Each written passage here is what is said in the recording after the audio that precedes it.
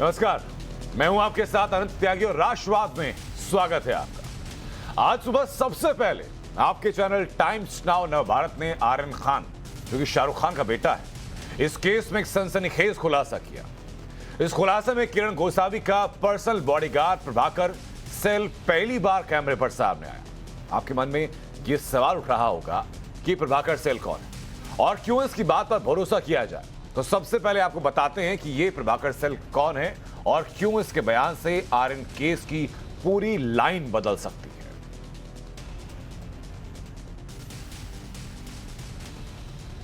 आपको बताते हैं कि वो कौन है। दावा करने वाले का नाम है प्रभाकर सेल। और प्रभाकर सेल कौन है? प्रभाकर सेल बॉडीगार्ड है किरण प्रकाश गोसावी का। अब किरण प्रकाश गोसावी ने केपी गोसावी कौन है? केपी गोसावी वो शख्स है जिसको कि गवाह के तौर पर एनसीबी ने इस पूरे केस में अपने साथ रखा था। और एक सेल्फी आपको याद होगी आर्यन खान की, उनको कस्टडी में लिए जाने के बाद एक सेल्फी एक शख्स के साथ थी, वही शख्स है केपी गोसावी। प्रभाकर, जो कि केपी गोसावी का बॉडीगार्ड है, उसका कहना है कि इस पूरे केस में लेन देन की गई और प्रभाकर इस पूरे केस में गवाह भी है। ये आप सेल्फी देखिए आपकी स्क्रीन पर। जिस सेल्फी का हम जिक्र कर रहे हैं इसमें दो लोग हैं, इसमें आर्यन खान है और इसमें केपी गोसावी नाम का शख्स है। इसी केपी गोसावी का बॉडीगार्ड है प्रभाकर। और प्रभाकर ये बताता है अपनी एफिडेविट में कि 22 जुलाई साल 2021 से वो केपी गोसावी के साथ काम कर रहा है। प्रभाकर ने क्या क्या खुलासे किए, ये राष्ट्रवाद में एक दफा फिर आपके सामने हम दोहराएंगे, एक दफा फिर आपको बताएंगे, लेकिन उससे पहले आपको बता रहे हैं कि प्रभाकर है कौन।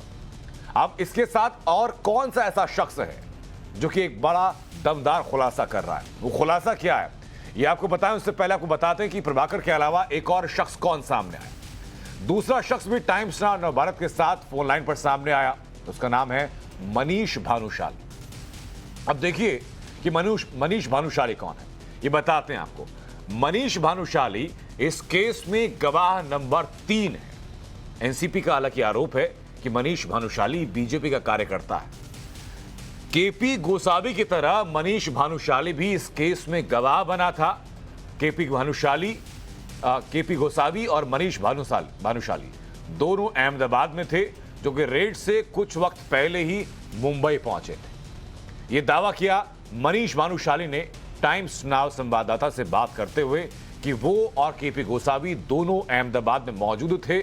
उनके पास फोन जाता है इस केस को लेकर के, उनके पास जानकारी थी कि ऐसी कोई रेड पड़ने वाली है और उसी के सिलसिले में वो वापस मुंबई पहुंचे थे। मुंबई पहुंचने की टाइमिंग को लेकर के सवाल है। सवाल यह भी है कि जब टाइम्स नाउ संवाददाता ने एनसीबी से पूछा था कि 9 के 9 गवाह जो आपने लिस्ट किए कौन है, तो उनकी तरफ से कहा गया कि अब से पहले इन किसी भी गवाह के साथ हमारा कोई संबंध नहीं था, इनको हम जानते नहीं थे। लेकिन मनीष के भानुशाली के इस खुलासे के बाद यह सवाल उठा कि अगर एनसीबी के अधिकारी इनमें से किसी गवाह को नहीं जानते थे तो क्या यह महज इत्तेफाक माना जाए कि इसी केस से संबंधित 2 गवाह मनीष भानुशाली और केपी गोसावी दोनों आपस में पहले से कनेक्टेड थे, दोनों एक साथ अहमदाबाद में मौजूद थे और दोनों एक साथ मुंबई पहुंचते हैं।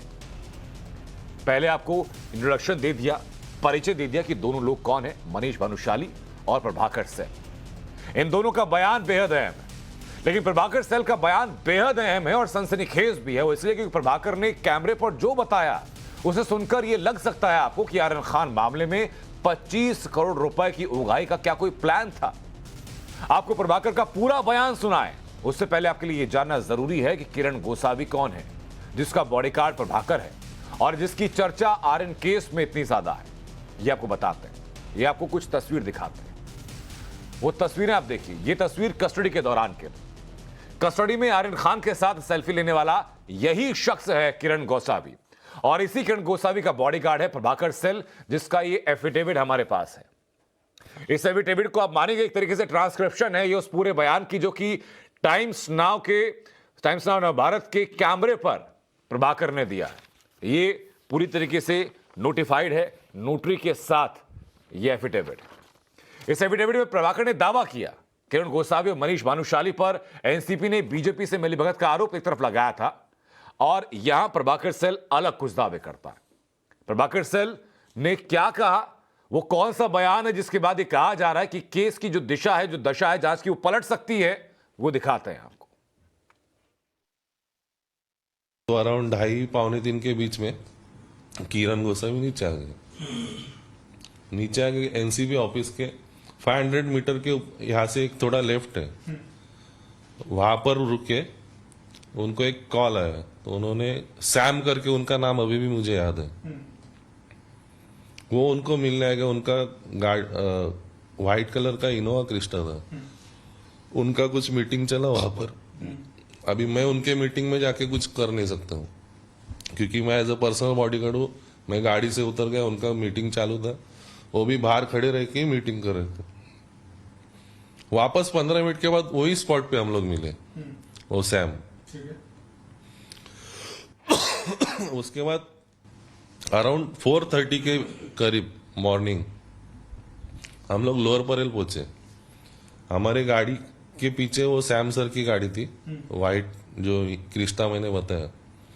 हम लोग लोअर परेल जैसे ही पहुंचे, पीछे से एक ब्लू कलर की मर्सिडीज आ गई सुबह 4:30 बजे। हाँ हाँ, मॉर्निंग में।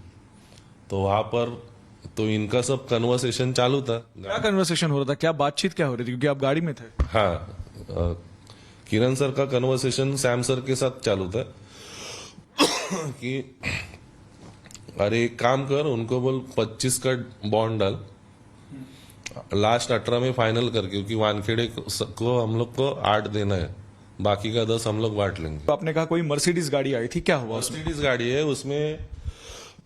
मैंने देखा कि ये तो गाड़ी किसी स्टार की है। आपको कैसे पता चला गाड़ी स्टार की है?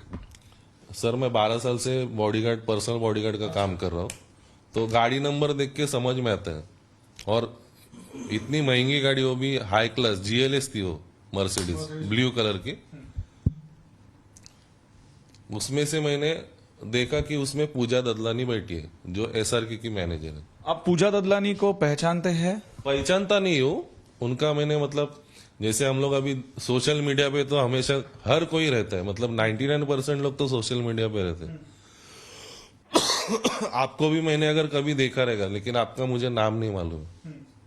तो वैसे अभी ये बड़े बड़े स्टार है, उनके मैनेजर, उनके बॉडीगार्ड्स, इसको तो हर कोई पहचानता है अगर हम लोग सोशल मीडिया पे जाएंगे तो आपने उस महिला जो बैठी थी गाड़ी में, उनको पहचाना कि वो? हाँ, मैंने पहचाना कि ये पूजा ददलानी है, SRK की मैनेजर। फिर वो 25 का जो बात है वो मुझे समझ में आ गया कि 25 CR का बात चल रहा था। उसमें से 8 समीर वानखेड़े को देना है और 10 बांट लेना है करके। 3 तारीख की सुबह की बात, मतलब 2 तारीख की रात भी बोल सकते हैं उसको हम लोग। फिर सैम का फोन आया किरण गोसावी को, अरे यार वो पूजा फोन ही नहीं उठा रही है। बोला, तो किरण गोसावी ने जवाब दिया, ठीक है छोड़ दे, जान दे, चल मैं जा रहा हूं। प्रभाकर ने 5 पन्नों का एक एफिडेविट जारी किया है। उस एफिडेविट की कॉपी हमारे पास है, 16 बिंदु उसमें है, इसमें पूरा बयान उसका है। हम आगे बढ़ने से पहले एक एक पेज पर प्रभाकर ने क्या कहा है वो आपको बताते हैं, और बताते हैं आपको कि आखिरकार प्रभाकर के इस पूरे बयान के जरिए क्या क्या चीजें अब तक सामने आई हैं और प्रभाकर ने क्या क्या कहा है। अभी देखिए, आपकी स्क्रीन पर आप उस एफिडेविट की कॉपी भी देखेंगे और मैं बताता चलूंगा आपको कि एफिडेविट में क्या क्या कहा गया। पहले पेज पर प्रभाकर का एड्रेस है और वो प्रभाकर कहता है कि KP गोसावी का वो पर्सनल बॉडीगार्ड है 22 जुलाई साल 2021 से, और उसको बताया गया कि KP गोसावी का जो काम है वो इंपोर्ट एक्सपोर्ट का।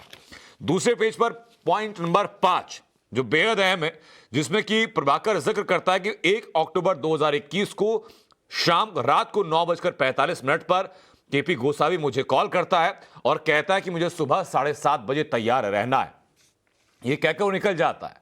2 अक्टूबर को 7:35 पर किरण गोस्वामी का फोन आता है और प्रभाकर को कहता है कि उसने उसके गूगल पे अकाउंट में 500 रुपए ट्रांसफर किए और एक लोकेशन व्हाट्सएप भेज रहा है और उस लोकेशन में जाने के लिए कहा। प्रभाकर ने कहा कि मैं CSA स्टेशन पहुंचता हूं रात को 8:45 पर। जब मैंने लोकेशन देखी तो व्हाट्सएप पर वो लोकेशन आ चुकी थी और NCB ऑफिस की वो लोकेशन थी। मैं टैक्सी से NCB ऑफिस पहुंचा, वहां पर एक व्हाइट इनोवा कार खड़ी हुई थी जिसका नंबर का जिक्र भी प्रभाकर ने यहां पर किया। वहां पर एक ड्राइवर था विजय सूर्यवंशी, जो कि KP गोसावी को लेकर के वहां आया था। KP गोसावी वहां नहीं था। विजय सूर्यवंशी से मैंने पूछा कि KP गोसावी कहां है। उसने बोला कि वो NCB ऑफिस के अंदर है, NCB अधिकारियों से मुलाकात करने के लिए। मैं और ड्राइवर करीब सुबह 10 बजे तक वहां हम लोग रहे और उसके बाद किरण गोसावी वापस आए एनसीबी ऑफिस के ऑफिसर के साथ, इनोवा लेकर निकल गए और मुझे कहा कि तुम वहीं इंतजार करो। अब इसी एफिडेविट का अगला पन्ना मैं पलटता हूं, इसमें पॉइंट नंबर 7 का जिक्र भी है, जिसमें कहा गया कि लगभग 1:23 पर दोपहर को किरण गोसावी ने मेरे फोन पर कुछ फोटोग्राफ भेजे व्हाट्सएप पर और मुझे कहा कि इनको पहचान लो और इन लोगों को के ऊपर निगाह रखना, और जब आगे कुछ कहा जाएगा या जिन लोगों का फोटो तुम्हें भेजा गया है अगर वो तुम्हें कहीं दिखाई पड़ते हैं तो इस बारे में सूचना दी जानी चाहिए। उसी के मुताबिक मैंने इंतजार किया, एक व्यक्ति को पहचाना और कहा और उनको इन्फॉर्म किया। बस नंबर 2700 से उन्होंने बोर्ड किया और व्हाट्सएप नंबर क्या था यह बताया। 4:23 पर रिप्लाई आया, उन्होंने बोला कि the person who I identified is caught and that 13 people are arrested, यानी कि जिसको मैंने आइडेंटिफाई किया वो पकड़ लिया गया है और उसके अलावा 13 और लोगों को अरेस्ट किया गया है, ये प्रभाकर ने दावा किया। इसके बाद अगले पेज पर आएंगे तो पॉइंट नंबर 11, आपको सिर्फ वो मुख्य बिंदु पढ़कर बता रहे हैं हम जो कि दावा किया गया प्रभाकर की तरफ से, उसमें क्या क्या अहम बातें। प्रभाकर ने एक और दावा किया कि at about 12:30 PM Kiran Gosavi accompanied by NCB officials took Aryan Khan in his white Innova to NCB office. मैं भी एनसीबी ऑफिस पहुंचा चलते हुए, लगभग सुबह 1 बजे यानी रात के 1 बजे मुझे केपी गोसावी का कॉल आता है और मुझे कहता है कि मुझे भी एक पंच के तौर पर साइन करने चाहिए। मुझे एनसीबी ऑफिस बुलाया गया, मैं एनसीबी ऑफिस पहुंचा। समीर वानखेड़े ने वहां पर अपने स्टाफ को इंस्ट्रक्ट किया मेरे सिग्नेचर लेने के लिए, जिनमें से किसी एक ऑफिसर का नाम प्रभाकर ने बताया कि उसका नाम सालेकर है, जिसने मुझे 10 ब्लैंक पेपर पर 10 कोरे पन्नों पर सिग्नेचर करने के लिए कहा। उसी एनसीबी ऑफिशियल जिसका नाम सालेकर है उसने मुझे आधार डिटेल्स मांगी, मेरे पास आधार डिटेल्स नहीं थी तो मैंने कहा कि क्या मैं आपको व्हाट्सएप कर दूं। सालेकर ने व्हाट्सएप नंबर दिया। इसी एफिडेविट में अगर आपको नजर आएगा तो सिक्योरिटी कारण से हम लोगों ने वो नंबर छुपा दिया, लेकिन शुरुआती अंक आपको देख सकते हैं आप यहां पर। इसी एफिडेविट में वो दोनों नंबर प्रभाकर ने मेंशन किए हैं, जिस नंबर से व्हाट्सएप किया प्रभाकर ने और जिस नंबर पर व्हाट्सएप किया अपना आधार कार्ड, ये प्रभाकर ने दिखाया यहां पर। उसके अलावा वो कहते हैं कि उसके कुछ देर बाद केपी गोस्वामी नीचे आए और एक इंसान से मिले जिसका नाम सैम डिसूजा था और वो मुलाकात हुई एनसीबी ऑफिस से महज 500 मीटर की दूरी पर। सैम डिसूजा ने केपी गोसावी से बात की लगभग 5 मिनट और उसके बाद फिर सैम डिसूजा और केपी गोसावी वहां से निकले और कार में दोबारा मिले। उसके बाद केपी गोसावी व्हाइट इनोवा में चले गए और सैम डिसूजा इनोवा क्रिस्टा में पीछे पीछे हमारे पीछे आते रहे। फिर हम लोग लोअर परेल ब्रिज पर रुके बिग बाजार के पास। सैम भी वहां रुका जिस लोकेशन को बताया गया था। उस वक्त तक हम लोअर परेल पहुंच चुके थे। केपी गोसावी सैम से लगातार बात कर रहा था फोन पर और उसने बोला कि you put a bomb of 25 crore rupees and let's settle it at 18 final because we have to give 8 crore to Sameer Wankhede.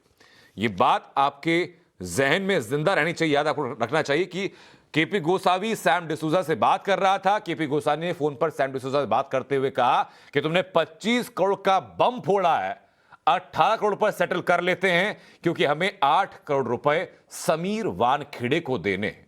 ये नाम बेहद अहम। एनसीबी के जोनल डायरेक्टर हैं समीर वानखेड़े, इस मामले की जांच कर रहे हैं समीर वानखेड़े। उसके बाद आप आगे जाते हैं तो आगे जाते हुए पूजा डडलानी का नाम सामने आया। प्रभाकर ने पूजा डडलानी का नाम लिया। आपको याद दिला दें कि शाहरुख खान की जो मैनेजर हैं उनका नाम भी पूजा डडलानी। इसमें एक एक किरदार सामने आता जा रहा है। प्रभाकर ये कहता है कि केपी गोस्वामी, सैम डिसूजा जिसके साथ पहले केपी गोस्वामी की बात हुई थी और पूजा डडलानी तीनों एक ब्लू रंग की, एक नीले रंग की मर्सिडीज में बैठते हैं, काफी देर तक बात करते हैं। उसके बाद हम लोग वाशी पहुंच जाते हैं। इनोवा कार लेकर के मुझे आगे जाने के लिए कहा जाता है और कहा जाता है कि 50 लाख रुपए कैश लेकर आओ। वहां से मैं दिए गए एड्रेस के पास जाता हूं और प्रभाकर ने देखिए इसमें एक एक टाइम मेंशन किया हुआ है, वक्त मेंशन किया हुआ है, गाड़ी का नंबर मेंशन किया हुआ है कि किस वक्त पैसे लाने थे, कहां पैसे लाने थे। प्रभाकर जाता है और पैसे लेकर के आता है। उसके बाद किस नंबर से उसको फोन किया जाता है प्रभाकर को और क्या रिप्लाई आता है, तमाम चीजें इसी एफिडेविट में सामने। इस एफिडेविट की जो कि 5 पन्नों का एफिडेविट है जिसमें कि 16 बिंदु हैं, उसकी तमाम मुख्य बातें आपको बताई।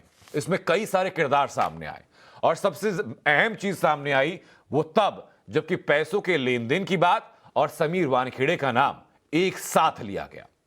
अब जो सवाल इस पूरे मामले में उठ रहे हैं वो ये कि राष्ट्रवाद में आज के सवाल ये कि क्या शाहरुख खान के बेटे को 25 करोड़ रुपए के लिए फंसाया गया। राष्ट्रवाद में इसी एफिडेविट के बूते सवाल ये भी कि क्या आर्यन खान केस में प्रभाकर सच बोल रहा है, और सवाल यह भी कि एनसीबी अधिकारी को क्या सचमुच 8 करोड़ रुपए मिलने थे, जैसे कि प्रभाकर ने इस एफिडेविट में यह दावा किया गया। हमारे साथ कुछ खास मेहमान जुड़ चुके हैं, उनका तारुफ आपसे कराते हैं और उन्हीं मेहमानों से जानेंगे कि इसके ऊपर उनका क्या रिएक्शन है। किशोर तिवारी हमारे साथ जुड़ चुके हैं, नेता हैं शिवसेना से। रिजवान सिद्दीकी जुड़ चुके हैं, वरिष्ठ वकील हैं। मानवी तनैया जुड़ चुकी हैं, एक्ट्रेस और मॉडल हैं। और अनुजा कपूर हमारे साथ जुड़ चुकी हैं, वकील हैं। बहुत स्वागत आप सभी लोगों का। शुरुआत अनुजा कपूर आपसे, आपका पहला रिएक्शन क्या है इस खुलासे के बाद? मुझे तो ऐसा लग रहा है कि जैसे कि बॉलीवुड में रह रहकर ये भी पूरी बॉलीवुड की पिक्चर ही सामने नजर आ रही है। बीइंग अ साइकोलॉजिस्ट, अभी जब आपने दिखाया मुझे तो उसके अंदर मैंने एक चीज देखी थी कि बॉडी लैंग्वेज एक्सपर्ट होते हुए उसकी जो बातें हैं, जिस तरीके से वो बार बार पानी पी रहा था और खांसी कर रहा था, और जिस तरीके से बॉडी लैंग्वेज एक तो सपोर्ट नहीं कर रही है। Sorry to put it that कि बॉडी लैंग्वेज बिल्कुल सपोर्ट नहीं कर रही है उसकी बॉडी को, क्योंकि उसको एंजाइटी और पैनिक अटैक साथ में आ रहे हैं। सेकेंडली, आप कहें कि प्रभाकर सही है और समीर वानखेड़े गलत है, तो भूलेगा मत कि मलिक साहब ने एक बारी कुछ टाइम पहले बोला था 1 अक्टूबर को कि मैं हाथ धो के पीछे पड़ जाऊंगा इस पुलिस ऑफिसर के पीछे और इसको पीछे जेल के अंदर डलवा के रहूंगा। आप देख लीजिए ये केस वापिस आ रहा है। जब भी मेरा मुकाबला मैं बैठी हूं और जब भी मेरा हुआ है, सुशांत केस में देख लूं चाहे इस केस में देख लूं, जब भी ये अपनी महाराष्ट्र गवर्नमेंट सामने आई है हमेशा से फ्लॉज में रही है। आप ये बात बताएं, मैं एक लॉयर भी हूं, जज के सामने भी बैठती हूं, क्या जो जज है जो बेल मना कर रहा है क्या उनको भी पैसे दिए गए हैं? क्या वो भी पैसे ले रहे थे? जी, तो बेल नहीं मिल रही, आपको मालूम है बेल मिलने बिल्कुल। अनुजा कपूर, ये तमाम सवाल बिल्कुल वाजिब है जो आप सवाल उठा रही हैं, इसलिए हम लोगों ने पैनल डिस्कशन इस मामले के ऊपर रखा कि सच किसको माना जाए। ना हम कह रहे हैं कि प्रभाकर गलत है, ना हम कह रहे हैं कि समीर वानखेड़े गलत हैं, हम सिर्फ ये स्टेटमेंट बता रहे हैं कि जो कि प्रभाकर ने एफिडेविट सबमिट किया है और इसी एनसीबी के इसी एफिडेविट को लेकर के एनसीबी की तरफ से प्रतिक्रिया भी सामने आई है। एनसीबी की तरफ से कहा गया कि इस मामले में जल्द जवाब दिया जाएगा। एफिडेविट में लिखी हुई बातों की जांच की जरूरत है, यह एनसीबी की तरफ से कहा गया कि हाईकोर्ट में अगर प्रभाकर सेल को कुछ कहना है तो वो हाईकोर्ट में एफिडेविट दें। समीर वानखेड़े ने भी इन आरोपों को इस सिरे से नकारा है और प्रभाकर का जो एफिडेविट है वह एनसीबी डीजी को भेज दिया गया है। एनसीबी डीजी और तमाम ऑफिशियल्स इस बारे में तत्काल जांच करें और जो भी उपयुक्त कदम होना चाहिए वो उपयुक्त कदम इस मामले में उठाया जाए। लेकिन एक इंपॉर्टेंट बात इस पूरे स्टेटमेंट में जो कही गई है वो ये कही गई है इस मामले को लेकर के कि अगर इस मामले में प्रभाकर कुछ भी कहना चाहते हैं तो बाय द लॉ चलें, हाईकोर्ट में एफिडेविट दाखिल करें और हाईकोर्ट में भी तमाम बातों को कहें, ना कि सिर्फ हाईकोर्ट के बाहर अपनी बातों को कहें। हमारी सहयोगी शिवानी हमारे साथ लगातार बनी हुई है। शिवानी, बताइए जरा कि इस एफिडेविट को लेकर के अब क्या रिप्लाई सामने है? देखिए, एफिडेविट को लेकर सीधी सीधी बात, मुंबई के जो एनसीबी डीडीजी है उन्होंने साफ साफ लेटर डीजी को लिखा है एनसीबी के, और उसमें एक मुख्य बात उन्होंने कही है कि सोशल मीडिया पर या सोशल मीडिया के प्लेटफॉर्म्स पर अपनी बातों को रखने की बजाय ये मामला कोर्ट में जाना चाहिए। कोर्ट में क्योंकि अगर आप जाते हैं तो आपको सारी दलीलों के साथ साथ सबूतों और गवाहों को भी रखना होगा, जिससे कि बात सामने आती है। दूसरी मुख्य रूप से जो बात यहाँ पे मुथा अशोक जैन ने की है वो ये है कि सारी बातें जो कि फिलहाल मिस्टर सैल द्वारा सामने आ रही है वो सुनी सुनाई बातें हैं, यानी कि अगर वो गाड़ी के अंदर थे और जब गोसावी किसी और से बात कर रहे थे उस दरमियान उन्होंने बात को सुना और अज्यूम किया। जाहिर सी बात है उन्होंने दूसरे पक्ष की बात को नहीं सुना, उन्होंने एक पक्ष की बात को सुना है, इसलिए इस बात को कोर्ट में ले जाने के लिए कहा जा रहा है। तो अगर ये बात पूरी कोर्ट में जाती है तो जाहिर सी बात है वहां पे समीर वानखेड़े भी होंगे, गोसावी भी होंगे, साथ ही साथ जितने भी अलग विटनेसेस इस पूरे प्रकरण में थे उन सभी विटनेसेस को आकर अपना गवाह देना होगा। और अब जब बात कॉलिंग की है या बात सुनने सुनाने की आती है तो सारे के सारे सीडीआर्स भी यानी कि कॉल डिटेल्स रिकॉर्ड भी जो है वो सामने आएंगे फिलहाल लोगों के, तो इससे काफी सारी क्लैरिटी देखने को मिलेगी। क्योंकि मिस्टर सेल का जो पक्ष है वो एक तरफा है, वहीं अब जब मामला एनसीबी के डीजी तक पहुंच चुका है तो ये साफ हो जाता है कि एनसीबी के समीर वानखेड़े ने उनपे लगे सारे आरोपों को नकार दिया है। तो कहीं ना कहीं अब ये एजेंसी वर्सेस उनके खुद के विटनेस की भी कहानी होगी। शिवानी, क्या इस मामले में कोई प्रेस कॉन्फ्रेंस भी होने वाली है एनसीबी की तरफ से? देखिए, फिलहाल इस पर जब सवाल मेरे सहयोगी सिद्धार्थ मिश्रा ने किया था, तब सिर्फ और सिर्फ समीर वानखेड़े द्वारा ये कहा गया था कि 15 से 20 मिनट का वक्त, लेकिन उसके बाद सीधे ये प्रेस रिलीज आती है, प्रेस कॉन्फ्रेंस नहीं हुई है। लेकिन हाँ, उम्मीद जरूर की जाती है कि हो सकता है कि डीडीजी मुथा जो है वो सबके समक्ष आए और इस प्रेस रिलीज में जो उन्होंने बातें कही है वो मीडिया के सामने भी आए, जिससे कि जो कुछ सवाल हमारे जहन में है, जो जनता जानना चाहती है, उसके सवाल जवाब सामने आ जाए। लेकिन फिलहाल प्रत्यक्ष रूप से सिर्फ प्रेस रिलीज आई है। बिल्कुल बिल्कुल, शुक्रिया शिवानी आपका तो जुड़ने के लिए। रिजवान सिद्दीकी, मैं सीधा आपकी बात मानना चाहूंगा कि ये तमाम एलिगेशन झूठ हैं या सच हैं, ये बात इन्वेस्टिगेशन का मैटर है। इस मामले में हम ये उम्मीद करते हैं कि स्वतंत्र जांच होगी, लेकिन क्या एजेंसी का नाम खराब हुआ है, एजेंसी की छवि धूमिल हुई है इन आरोपों से? देखिए, फिलहाल अगर आप देखेंगे एट दिस स्टेज, क्योंकि कुछ चीजें बाहर आई हैं, बहुत सीरियस इल्जाम है, सीरियस एलिगेशंस हैं, और ये सीरियस एलिगेशंस को अगर आप प्रोविजंस ऑफ लॉ के हिसाब से देखें तो चैप्टर 11 ऑफ इंडियन पीनल कोड में ये सब दिखाया जाता है कि फैब्रिकेटिंग फॉल्स एविडेंस किसको बोला, किस चीज को बोलते हैं जी। अब ये अगर आप देखेंगे कि जो बॉडीगार्ड है जो हिंदी में बात कर रहे थे, और ये जो एफिडेविट इंग्लिश में दिया गया हुआ है, ये एफिडेविट वर्बैटम तो उन्होंने टाइप नहीं किया है, इसमें जाहिर सी बात है कोई लॉयर है, किसने इंटरप्रेट किया हुआ है, उसका नाम आना चाहिए था यहाँ पे, क्योंकि आई डोंट थिंक ये एफिडेविट का जो लैंग्वेज है, जो ड्राफ्टिंग हुआ है लॉयर के थ्रू, ये बॉडीगार्ड का ओरिजिनल टेक्स्ट नहीं है ये। दूसरा चीज, इसकी भाषा के ऊपर रिजवान आप सवाल उठा सकते हैं बिल्कुल, लेकिन यही तमाम बातें आप एक हमारे साथ बात करते हुए वीडियो के तौर पर भी उन्होंने कही हैं। हाँ, अब मैं बात करूंगा as far as evidence is concerned. अभी authenticity of the allegations, the veracity and the authenticity of the allegations, ये तो सब कोर्ट में ही पता चलेगा। मगर अगर आप जो टाइमिंग देख रहे हैं, ये टाइमिंग जो टाइमिंग के हिसाब से ये बाहर आया है, और जो पब्लिक स्पैट हो रहा है मिनिस्टर्स के बीच में और सेलिब्रिटीज के बीच में और एनसीबी ऑफिशियल्स के बीच में, तो ये टाइमिंग को ध्यान में रखते हुए काफी डाउट्स आते हैं credibility of this particular information. और दूसरा चीज अगर आप देखेंगे, मैं हालांकि ये नहीं बोलूंगा कि इसमें सही क्या है गलत क्या है, because that's for the court to decide, but ये आपको एक चीज मैं तय बताऊंगा कि fabricating false evidence is a very very serious offence. Chapter 11 अगर ये आरोप गढ़े गए हैं तो इस मामले में भी सजा के हकदार तमाम लोग हैं जो इसके पीछे हैं, जो कह रहे हैं। किशोर तिवारी कुछ कहना चाह रहे हैं, मैं वापस रिजवान आपके पास लौट रहा हूं। किशोर तिवारी जी, देखिए, रिजवान ने जो कुछ कहा और अनुजा कपूर ने भी कहा, देखिए ये मैटर ऐसा है कि जिसको तुमने प्रिंसिपल विटनेस बताया, वो आदमी अगर ये बातें लेके आता है जी, और उसने तो डिटेल टाइम के साथ दिया हुआ है ना। देखिए, ये लोग प्रेस कॉन्फ्रेंस करने वाले थे, डायरेक्टर जनरल एनसीबी ने रोका है। अभी उनकी जो प्रेस नोट आई है उसमें उसने क्लियर किया है कि प्रभाकर अपने जो भी एफिडेविट है वो कोर्ट में रखे। देखिए, एनसीबी के इतिहास में कभी ऐसा नहीं हुआ जी। एक विटनेस एब्सकॉन्डिंग है, दूसरा विटनेस भानुशाली डिनाई कर रहा है, और पहला विटनेस तो कह रहा है कि ये फिरौती लेने के लिए है। तो मुझे ऐसा लगता है कि एनसीबी ये बीजेपी का वसूली गेट हो चुका है, और समीर वानखेड़े को आज के आज इंक्वायरी से निकाल देना चाहिए। देखिए, मुझे मालूम है हमारे अतुल शाह थोड़े मचल नहीं, लेकिन मुझे किशोर जी मैं तो ये भी जानना चाहूंगा ना सर कि सरकार तो मौजूदा वक्त में आपकी है, एक इंडिपेंडेंट जांच आप शुरू करवा दीजिए इस मामले को लेकर के। ये कैसे बेचूट आरोप कर रहे हैं? हम तो इसको जेल में डालेंगे ही ना। मानवी, मैं आपके पास आ रहा हूँ। मानवी जी, मैं आपके पास आ रहा हूँ अभी। अरे थोड़ा चुप बैठो, अतुल मचल गए। नहीं, पर्सनल कमेंट नहीं किशोर तिवारी, पर्सनल कमेंट नहीं सर, पर्सनल कमेंट नहीं। अतुल शाह कुछ कहना चाह रहे हैं, उसके बाद मैं चलूंगा मानवी तनेजा के पास। अतुल जी, अपनी बात आप रखिए। मानवी तनेजा, मैं आपके पास में आ रहा हूँ सर। अतुल जी बोल रहे हैं, कुछ ना कुछ समीर वानखेड़े पे इल्जाम लगा रहे हैं और सीधा बोल रहे हैं कि हम तो जेल में डालेंगे, और अभी आपने नेशनल टीवी पे भी बोल रहे हैं कि हम जेल में डालेंगे। तो इससे क्या आप साबित करना चाहते हैं, बताओ? बैन पेपर पे साइन कर दिया, कौन? अनुजा ये बहुत करप्ट ऑफिसर है। अनुजा ये करप्ट ऑफिसर है।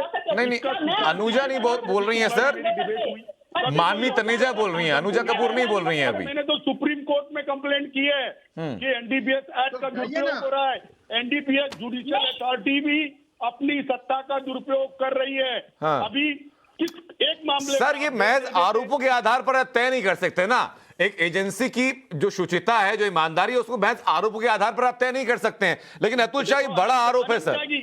ये बड़ा आरोप है, क्योंकि अगर इस आरोप में 0.1% भी सच्चाई होती है तो उसका जो ग्रेविटी, इसका जो एम्बिट है वो सिर्फ एक केस तक सीमित नहीं रहेगा। अनंत त्यागी, एक बात मैं वापस लौटा किशोर जी आपके पास सर, मेरे पास वक्त कम है सर, बाकी मेहमान भी है, मैं वापस लौट रहा हूं आपके पास। अतुल शाह, दो चीजें हुई है यहाँ पर, ये चीजें पब्लिक डोमेन में आई है। Now it is the court to decide. अपने जुडिशरी में विश्वास है ना सबका। जी। अब ये किशोर तिवारी डिस्कशन में आकर बीजेपी पर आपको नहीं है, लेकिन ये आपका वसूली गेट है, आपकी गिरबान में झांकिए। आप Kishore ji please let me speak. Public domain में आई है, वसूली सरकार तो आपकी है, पब्लिक डोमेन में आई है। 100 करोड़ आपके ऑफिसर ने की है, आपके होम मिनिस्टर ने की है, वो सब यहाँ पर आई है। यहाँ पर जो कॉन्ट्रोवर्सी 25 करोड़ वसूली आई है पब्लिक में। अरे छोड़िए आप, ये कोर्ट में किशोर तिवारी जी एक एक करके बात करते हैं ना सर, वो आपसे सवाल पूछ लेंगे फिर कि 100 करोड़ की वसूली का आरोप किसके ऊपर लगा था, वो पूछ लेंगे फिर सवाल आपके गृह मंत्री के ऊपर, वो पूछ लेंगे सवाल कि भाई आपके जो एक आईपीएस ऑफिसर हैं उनके ऊपर क्या क्या आरोप लगे हुए हैं। छोड़ दीजिए ना, एक एक करके बात करते हैं। ऑफिसर को प्रोटेक्ट करने आ गई है, आपने मुझे बोलने के लिए दिया। उन्होंने एक सेकेंड, किशोर तिवारी जी चर्चा की गरिमा को बनाए रखिए, सबके बीच में कूदेंगे तो आपको कोई बोलने नहीं देगा सर, एक एक करके बात करता है ना। अतुल शाह को कोई नैतिकता नहीं है। आराम से सर, किशोर तिवारी जी पर्सनल कमेंट मत कीजिए, एक एक करके बात कीजिए, अपनी बात आपने कर रही है ना सर। खाली आपको ही नैतिकता है सब। ठीक है, मैं आप दोनों के पास में लौट रहा हूं सर। अनुजा कपूर कुछ कहना चाह रही है, अनुजा कपूर अपनी बात आप रखिए मैम, मैं आप दोनों के पास लौट रहा हूं कि इनकी वॉल्यूम जरा आप कुछ देर के लिए कम कर दीजिए। देखिए, सबसे पहले बात को ये समझना जरूरी है, कोई ये पहला केस ऐसा नहीं है कि जहाँ पर की जो आई विटनेसेस है वो हॉस्टाइल हुए हैं। रेप केसेस में हमने बहुत देखे हैं जी, तो इसलिए इस तरह की बात करने की जरूरत नहीं है। और किशोर जी, आप जाकर ये पूछिए कि कौन से लोग विटनेस के पास गए हैं पैसा देने के लिए। 25 करोड़ की जहां बात कर रहे हैं, आप ये पूछिए विटनेस को पैसा खिलाने की बात कौन कर रहा है।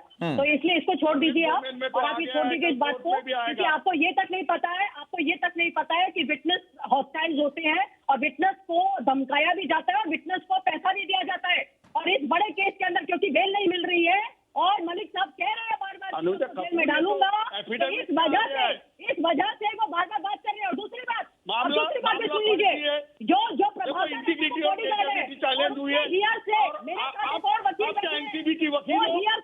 महाराष्ट्र सरकार के खिलाफ क्यों बोली? आप महाराष्ट्र सरकार के खिलाफ एलिगेशन क्यों लगा रही हो? अरे भाई, महाराष्ट्र सरकार हमारे पुलिस को 25 किलो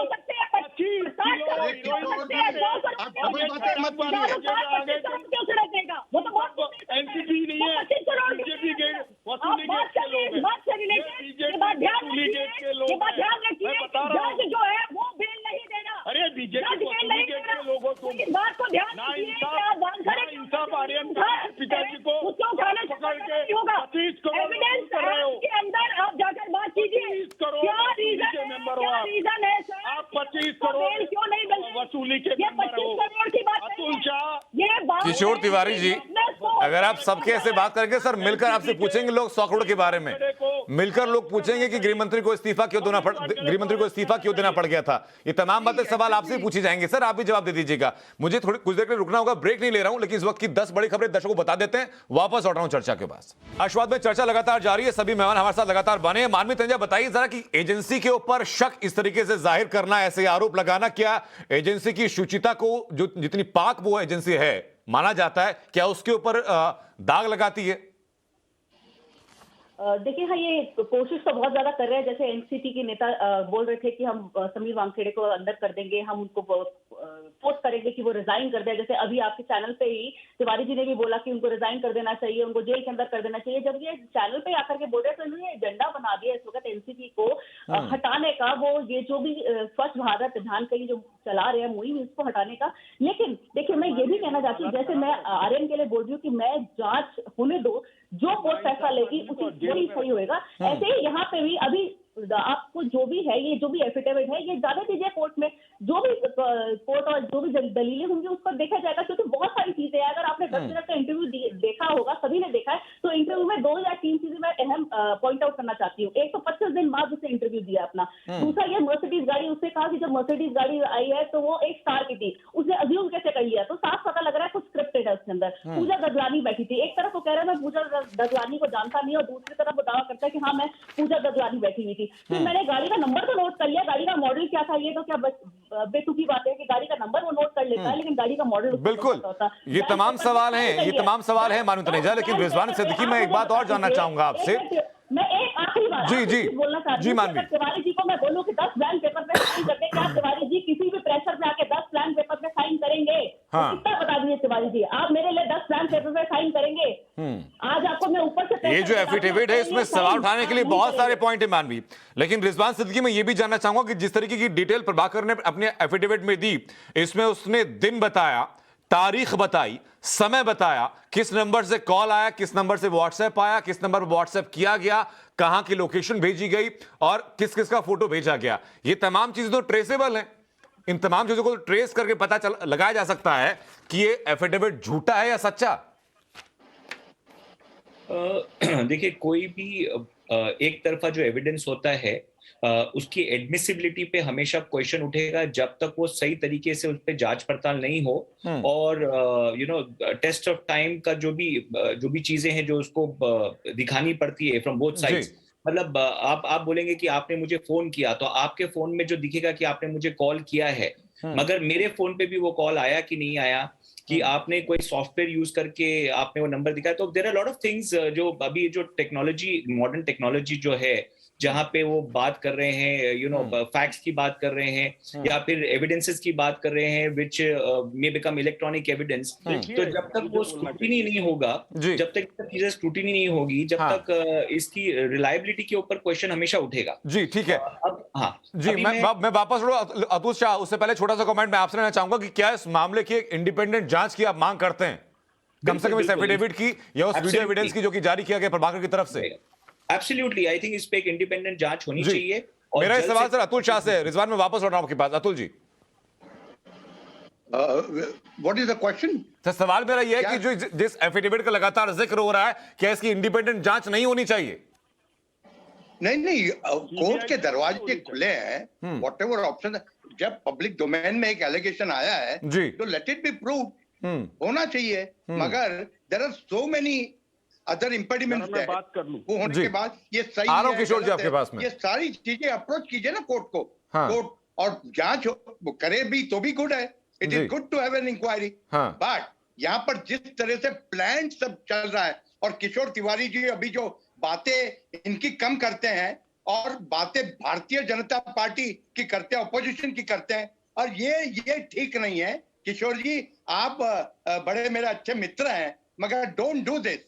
एलिगेशन आपने किया है, आप भारतीय जनता पार्टी के ऊपर मेहरबानी करके आपने मित्रता की बात की, किशोर तिवारी के चेहरे पर मुस्कान आ गई है सर। अनुजा कपूर कुछ कहना चाह रही है। अतुल जी, मैं लौट रहा हूं आपके पास। अनुजा काफी देर से कुछ कहना चाह रही हैं। अनुजा जी, वो आपका होम मिनिस्टर। अतुल जी, मैं लौट रहा हूं आपके पास। आपकी पूरी सरकार आपकी है, तो ये अनुजा कपूर देखिएगा किशोर जी। मैं ये कहना चाहती हूँ कि जब आप किसी तरीके का एविडेंस लेकर आते हैं तो वो ऑटोमेटिकली हम साथ में कोर्ट में उसको प्रेजेंट करने की कोशिश करते हैं और कहते हैं कि पूरे केस में एक नया एविडेंस आया है, तो एक न्यू जांच चालू होती है उसी के अंदर कि नया एविडेंस आया। वो तब आता है कि जब आप उस एविडेंस को कोर्ट में लेकर जाते हो, क्योंकि तो बाहर पड़ा है वो, उसकी परवाह कौन करता है? वो तो वही रहेगा। क्या इसकी जांच हो या नहीं हो, वो तो फिर बात की बात आएगी। जब तक कि ये चीज कोर्ट में नहीं पहुंचेगी, जब तक इसको उठाया नहीं जाएगा और उठाकर इसके ऊपर क्वेश्चन नहीं होगा, क्योंकि this is a new evidence अगर ये बनता है, तो क्या इस एविडेंस की ऑथेंटिसिटी उतनी जायज है या नहीं, ये तो कोर्ट ऑटोमेटिकली डिसाइड हो जाएगा जी। उसके अगेंस्ट में। और हम लोग जब हम लोग कोई भी एक इवेंट बनाते हैं तो उसमें लिस्ट ऑफ डेट्स आती है। तो ये जो दिखाया गया है लिस्ट ऑफ डेट्स, ये एफिडेविट के रूप में लिस्ट ऑफ डेट्स दिखाने का, और एफिडेविट में जिस तरीके का लिस्ट ऑफ डेट्स दिखाने की बात कर रहे हैं, तो ये सिर्फ इधर उधर की बात करने की बहुत चीजें हो रही हैं। अभी मेरे साथ एक और भी मेरी पैनलिस्ट है जो बहुत सारी बातें हम लोग बात कर रहे हैं। मैं यही कहूंगी कि इसका लाई डिटेक्शन टेस्ट भी होना चाहिए एफिडेविट के साथ, इसमें जहां पर कॉल डिटेल्स हैं वो भी देख रहे हैं, साथ में हम व्हाट्सएप से रिलेटेड चीजों को भी देख रहे हैं। क्योंकि जब व्हाट्सएप की बात आती है, कॉल्स की बात आती है, हियरसे की बात आती है, तो आप ये समझ लीजिए जिस कोर्ट के अंदर आप इस चीज की बात कर रहे हैं वही कोर्ट बेल नहीं दे रहा है। तो इसका मतलब कि वो इस एविडेंस अगर सामने आता है तो इसको भी बहुत बारीकी से देखेगा जी। और इससे रिलेटेड कोर्ट लॉ के अंदर इस कोर्ट की जानकारी दी जाएगी जी। तो ये सिर्फ बाहर से लेकिन अनुजा कपूर, मेरा कहना यह है कि इस केस की इस सबूत की जो एम्बिट है वो सिर्फ इस केस तक सीमित नहीं है। अगर इसमें 0.1% भी सच्चाई है, अगर इन्वेस्टिगेशन होती है, अगर 1% भी सच्चाई नजर आती है, तो ये अभी तक एनसीबी ने जितने केस हैंडल किए हैं उन हर केस को हैंडल करने की पूरी कार्यशैली पर सवाल उठा देता है।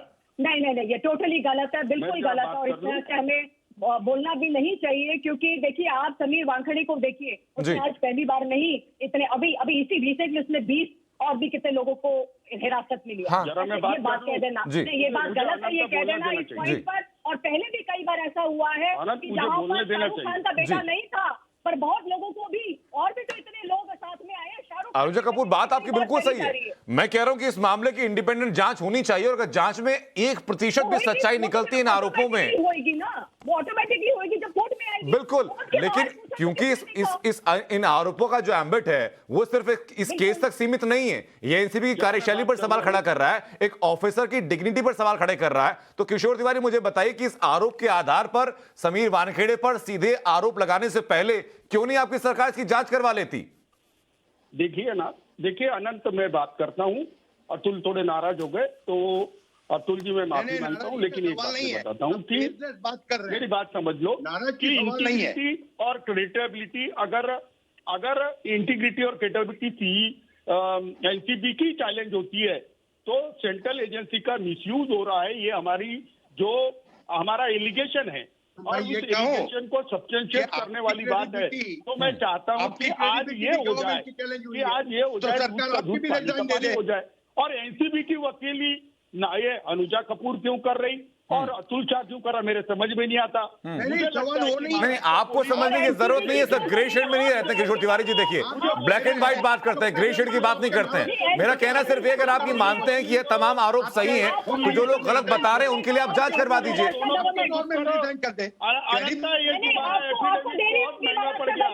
तुम्हारा एफिडेविट इनको बहुत महंगा पड़ रहा है। मुझे बोलने दो। अरे भाई, समीर वानखेड़े महाराष्ट्र पुलिस ने अरेस्ट कर लेना चाहिए, क्योंकि ये परमवीर तरीके भाग जाएंगे, ये परमवीर तरीके फरार हो जाएंगे। अनंत त्यागी परमवीर तरीके भाग जाएंगे। एक सेकेंड, अनुजा जी और अतुल शाह, देखिए बहुत सिंपल सी बात है, बहुत आसान है किशोर तिवारी से इस बात की जवाबदेही तय करना। वो कह रहे हैं कि आरोप सही हैं, आपकी निगाह में ये आरोप गलत है, निराधार है। आप सीधा उनसे मांग कर लीजिए कि प्रदेश में सरकार आपकी है भाई, आप इस पर इंडिपेंडेंट जांच गठित कर दीजिए। कर रहे हैं हम करेंगे। कहां कर रहे हैं सर? आप टीवी पर यह दावा कर दीजिए कि महाअघाड़ी सरकार इस एफिडेविट की जांच करवाएगी। प्रभाकर ने जो कहा उन चीजों की आप इंडिपेंडेंट जांच करवाएंगे, बता दीजिए आप। अरे ये परमवीर अगर भाग जाते हैं, समीर वानखेड़े भाग जाएंगे। मानवीय बहुत हालात बिगड़े हुए। एक सेकेंड, अतुल शाह, किशोर तिवारी, आप लोगों ने काफी वक्त लिया सर। किशोर तिवारी जी, मैं एक ही सवाल लेकर बार बार आपके पास में आ रहा हूं, जांच को लेकर। किशोर तिवारी जी, अगर आपके पास जवाब हो तो बता दीजिएगा, मैं आपके पास दोबारा अगले 1 मिनट के बाद आ रहा हूं। मानवी तनुजा, आपकी आवाज सुनाई नहीं पड़ी बाकी सबके बोलते हुए, बात आप रखिए। मानवी, मैं ये कहना चाह रही हूँ कि जांच का विषय तो जरूर है, ठीक है, एफिडेविट में बहुत सारे क्लॉज हैं, ऐसे लग रहा है कि थोड़ा स्क्रिप्टेड है, लेकिन जांच का विषय जरूरी है। समीर वानखेड़े की हो सकता है इन्वॉल्व ना हो, लेकिन एनसीबी से कोई ना कोई इन्वॉल्व हो सकता है। तो जांच का विषय है, जैसे मैं आर्यन के लिए बोल रही थी कि ना नशेड़ी गंजेड़ी रिकवरी नहीं हुई है, जांच हो रही है, उसको हम दोषी नहीं कह सकते। जांच हो रही है कि उसका जो चैट जो ड्यू कोर्स ऑफ एक्शन होना चाहिए। और देखिए, ये मामला इसीलिए भी मानवी गंभीर है। मैं मानवी, आप ही की बात को मैं आगे बढ़ा रहा हूं। ये मामला इसीलिए गंभीर है क्योंकि इसी 5 पन्ने की जो पॉइंट नंबर 12 है, उस पॉइंट नंबर 12 में यह साफ नाम लिया गया है समीर वानखेड़े का, प्रभाकर के द्वारा। समीर वानखेड़े जो कि जोनल हेड है, वहां के जोनल डायरेक्टर हैं। नाम ले सकती हूँ, आज मैं किशोर तिवारी जी का नाम ले सकती हूँ, नाम जी, मैं बिल्कुल मानवी तनुजा, सवाल तो यही है ना कि ये सिर्फ एनसीबी के ऊपर नहीं है, बल्कि एनसीबी के सीनियर ऑफिसर का नाम लेकर ये एलिगेशन है। जरूरी है ना, नाम तो आपस कोई भी ले सकता है। हाँ, ठीक है, लेकिन जांच, मैं आप ही का पॉइंट लेकर मानवी तनुजा वापस में किशोर तिवारी के पास में चल रहा हूं। मानवी, मैं आप ही का पॉइंट लेकर के किशोर तिवारी के पास जा रहा हूं। किशोर तिवारी जी, बता दीजिए जरा इस मामले को लेकर के कि प्रदेश सरकार क्या इस मामले में एक इंडिपेंडेंट जांच करवाएगी? नहीं है, देखो एनसीबी ये केंद्रीय एजेंसी है, उनकी सीबीआई वगैरह सब फर्जी होती है, एनआईए भी फर्जी होती है। मैं प्रदेश सरकार की बात कर रहा हूं सर। किशोर तिवारी जी बरगलाइए मत, किशोर तिवारी जी बरगलाइए मत। मैं सिर्फ आपसे ये कह रहा हूं कि अगर आपकी सरकार ये मानती है, शिवसेना या एनसीपी ये मानती है कि आरोप सही हैं और आप समीर वानखेड़े को कटघरे में खड़ा कर रहे हैं इन्हीं आरोपों के आधार पर, इसी एफिडेविट के आधार पर, तो जो लोग गलत बता रहे हैं इस एफिडेविट को, जिनको शक है इसके ऊपर, उनके लिए आप जांच गठित करवा दीजिए ना। नहीं, देखो हमारी क्राइम ब्रांच पूरे डिटेल देखेंगी और हमारी क्राइम ब्रांच अरे जांच गठित करवा दीजिए ना सर, एक्सटॉर्शन कर रहे हैं, केस दर्ज करके जांच गठित करवा दीजिए ना। और ये जांच गठित होगी और एक्सटॉर्शन करने वाले जेल जाएंगे, एक्सटॉर्शन करने वाले जेल जाएंगे। 25 करोड़ कोई छोटी चीज नहीं होती। अरे एनडीपीएस के आज का दुरुपयोग हो रहा है। अनुजा कपूर तुम किस एक करप्ट अफसर के तरफ से बात कर रही हो।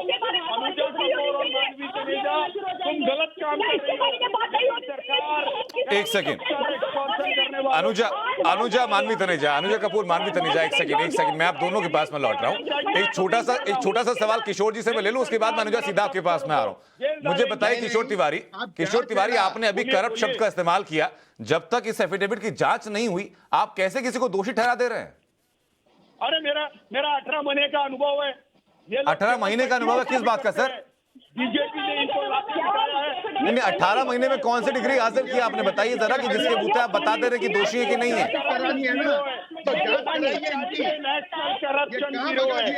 अरे ये लोग क्यों दलाली कर रहे हैं एनसीबी की? ये क्या एनसीबी के वकील है?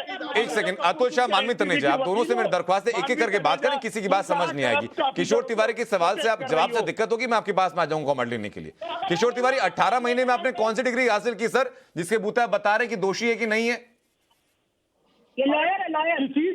किसी भी केस का लॉजिकल कंक्लूजन नहीं निकला।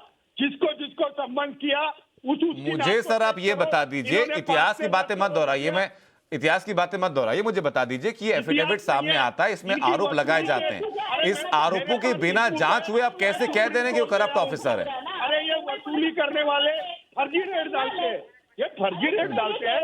आनंद त्यागी, आज तुमने बहुत अच्छा काम किया है, नव भारत ने एनसीबी को एक्सपोज किया है, मैं तुम्हारा आभारी। मैंने कोई एक्सपोज नहीं किया है सर, मैंने कोई एक्सपोज नहीं किया, चैनल को एक्सपोज नहीं किया है। इस पूरे मामले में एक नया गवाह सामने आता है जो कि एनसीबी के लिस्ट में गवाह के तौर पर लिस्ट है। उस गवाह ने एलिगेशन लगाया, मैं सिर्फ उस एलिगेशन को आपके सामने रखा है और अभी कहते हैं कि इस मामले की जांच होनी चाहिए। लेकिन कंक्लूडिंग कमेंट में चाहूंगा आपसे, अनुजा कपूर, मुझे बताइए जरा कि इस मामले में जांच की आगे की तस्वीर क्या होगी, कैसे जांच हो सकती है? क्या प्रदेश सरकार के पास अथॉरिटी है कि केंद्रीय एजेंसी की जांच करवा सके या इस मामले की जांच करवा सके?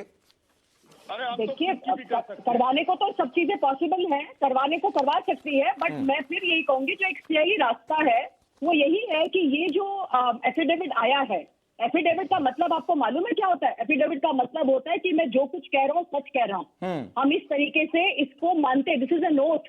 ये जेल जा सकता है इसके बाद, ये ओथ है। अब ये ओथ उन्होंने किसके सामने ली, क्या ली?